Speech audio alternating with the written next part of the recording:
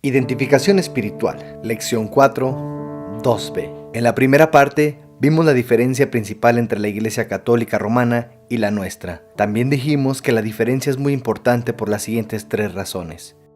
Primero, esta diferencia es la causa de muchas otras diferencias entre tu iglesia y la mía.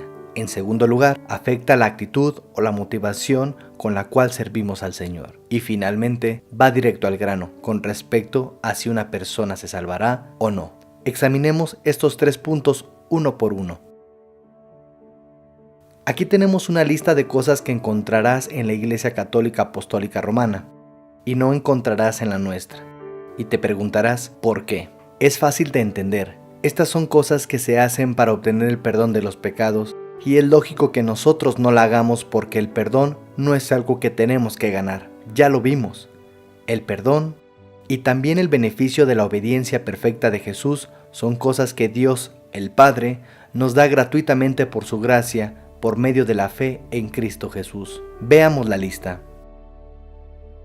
El papel que la Iglesia Católica Romana le ha dado a la Virgen María, a los santos y hasta a los sacerdotes es el de mediadores. Un mediador es alguien que puede ayudarle a uno a obtener el perdón que Cristo, según la teología católica, solo ha hecho posible. El concepto de un mediador entre Dios y nosotros es sin lugar a duda bíblico. No obstante, la Biblia habla de un solo mediador. Primera de Timoteo 2:5 dice: porque hay un solo Dios y un solo mediador entre Dios y los hombres, Jesucristo hombre. La Biblia también habla de la Virgen María. Nos dice que era una virgen, que era o es la madre de Jesús, y como madre de Jesús es bendita entre las mujeres, pero nunca le da el papel de mediadora, de alguien que habla con Dios a favor de nosotros. La Biblia también habla de los santos, pero no como de personas que llevaron vidas tan perfectas, que fueron escogidos por Dios para que oráramos a ellos pidiendo ayuda. Cuando la Biblia habla de los santos, se refiere a los cristianos,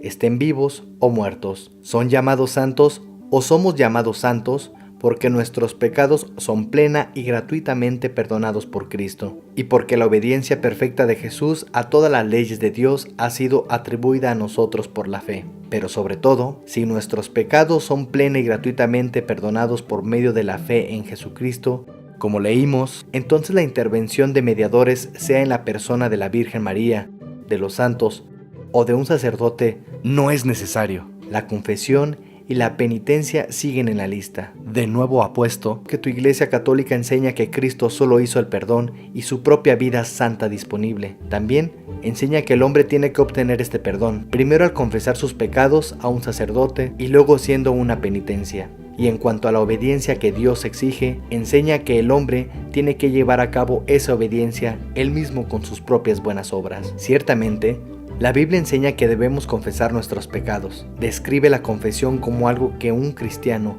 por amor a Jesús, va a querer hacer sabiendo que sus pecados han ofendido al Señor. Pero nunca dice que nuestros pecados han de ser confesados uno por uno a un hombre. Tampoco hace de la confesión una buena obra, algo necesario antes de poder obtener el perdón. Aquí de nuevo hacemos la pregunta: ¿qué necesidad hay de tratar de obtener, en este caso, por medio de la confesión y la penitencia, algo que Dios da gratuitamente? Vemos la misma cosa con el purgatorio y con las misas y oraciones por los muertos. Según la Iglesia Católica, el purgatorio es un lugar donde uno sufre para obtener el perdón de los pecados no confesados o no purgados mientras estaba vivo. Las misas y oraciones por los muertos son para acortar su permanencia en el purgatorio. No obstante, ni la palabra purgatorio ni el concepto del purgatorio se encuentran en la Biblia, pero vamos más al grano.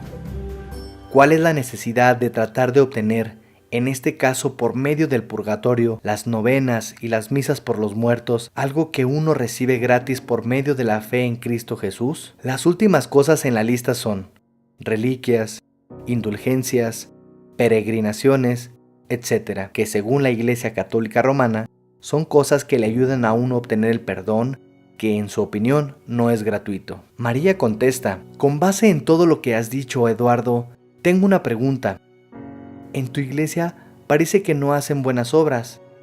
No obstante, la epístola de Santiago dice que la fe sin obras es muerta. Eduardo contesta: esta es una pregunta legítima. Muchos podrían pensar que en nuestra iglesia nos aprovechamos del perdón gratuito, viviendo como nos dé la gana, pero la respuesta es no.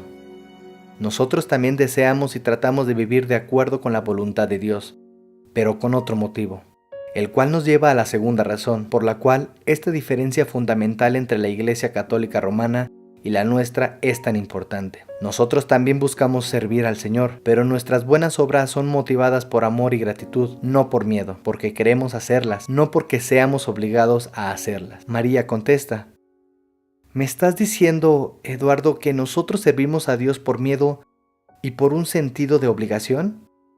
Eduardo contesta: pues, María, no puedo juzgar casos particulares, y no quiero hacerlo.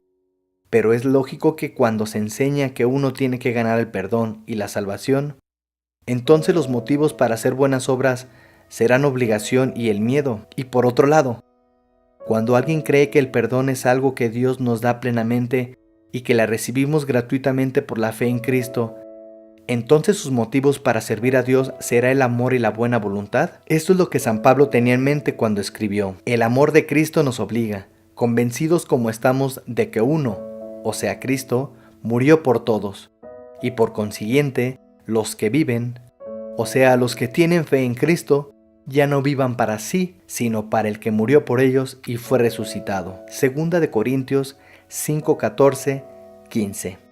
María, esta pregunta es clave. ¿Son el perdón y la vida perfecta de Jesús cosas que recibimos gratuitamente o son cosas que tenemos que ganar?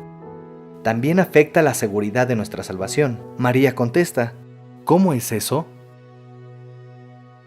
Eduardo responde: cuando se enseña que el perdón ya ha de ser ganado, entonces uno no puede estar seguro de su salvación y siempre tiene que vivir con la ansiedad de no saber si ha hecho lo suficiente. Por otro lado, sabiendo que Dios nos da la salvación por su gracia, podemos estar seguros de estar hecho. En Cristo yo soy salvo.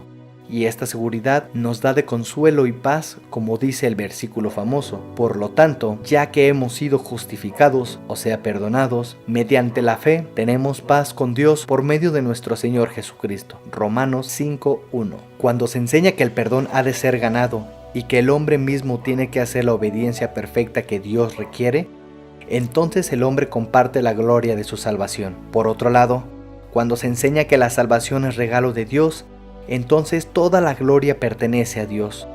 María contesta: bueno, Eduardo, estoy entendiendo las diferencias y por qué, pero al fin y al cabo las dos iglesias salvan, ¿no es cierto? Eduardo contesta: María, no te voy a decir mentiras. Esta es la pregunta que más me preocupa y no hay respuesta que no causa divisiones. La palabra gracia significa un favor no merecido. Significa que Dios decidió perdonar nuestros pecados como un regalo, es decir, gratuitamente, no porque lo habíamos ganado o merecido, sino como un favor inmerecido. San Pablo lo explicó muy claramente cuando dijo: pues es por gracia que ustedes han sido salvados mediante la fe, y esto no de parte de ustedes, sino que es el regalo de Dios, no por obras, para que nadie pueda jactarse. Esta, sin embargo, no es la posición de la Iglesia Católica Romana. Ellos sostienen firmemente que el hombre tiene que ganar el perdón por medio de sus propias buenas obras. En Gálatas 5:4 leemos la consecuencia de la posición de la Iglesia Católica Romana. Dice: ustedes los que procuran justificarse por la ley, o sea, ganar su propia salvación, se han apartado de Cristo, han perdido la gracia. Nada podría ser peor para una persona que perder la gracia, porque Dios en su palabra nos ha dicho: es por gracia que ustedes han sido salvados. El final de una persona que ha perdido la gracia será el castigo eterno en el infierno, y eso es exactamente lo que Gálatas 3:10 dice: todos los que confían en la observación de la ley, o sea, los que tratan de ganar su propia salvación, están bajo maldición. Originalmente, San Pablo dirigió esas palabras a los judaizantes, profetas falsos que molestaban a la iglesia cristiana primitiva, negando la gracia de Dios y enseñando que había que ganar el perdón y la vida eterna por medio de sus buenas obras. Hoy en día, las palabras siguen siendo dirigidas contra cualquier iglesia que enseñe la misma doctrina falsa. María contesta: sí estoy entendiendo correctamente, Eduardo. Estás diciendo que las enseñanzas de la Iglesia Católica Romana no es una enseñanza que salva, no es una enseñanza que lleva a la vida eterna en el cielo. Pienso que mi iglesia no sería tan cruel como para decir algo semejante en cuanto a tu iglesia.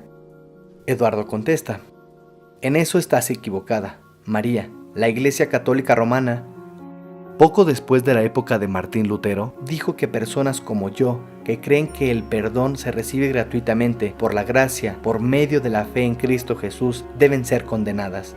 Las palabras exactas son: si alguien dice que la fe justificadora, o sea, la fe que salva, no es otra cosa que confianza en la misericordia divina, que perdona pecados por causa de Cristo, o que solo por esta fe somos salvos, sea anatema. Sea anatema significa en latín sea condenado. María contesta: no sé qué pensar, Eduardo. Parece que piensas que mi iglesia no predica el Evangelio. Eduardo responde: bien, María, sin duda el asunto principal es el Evangelio. Esta palabra quiere decir buenas noticias. Las buenas noticias del Evangelio se podrían dividir en dos partes. Primero, Cristo, por medio de su vida perfecta y muerte inocente, ha quitado el pecado del mundo. Y segundo, Dios, por su gracia, da este perdón plena y gratuitamente por medio de la fe en Cristo Jesús. Tu iglesia, María, enseña la primera mitad del mensaje del Evangelio, pero no la segunda. Y en lugar de la gracia de Dios, ustedes hablan de las cosas que el hombre tiene que hacer para ganar su perdón y la salvación. Y precisamente por eso hay diferentes actitudes entre tu iglesia y la mía, no solamente en cuanto a nuestra relación con Dios, sino también, y lo que es más importante, en cuanto a quién será salvo.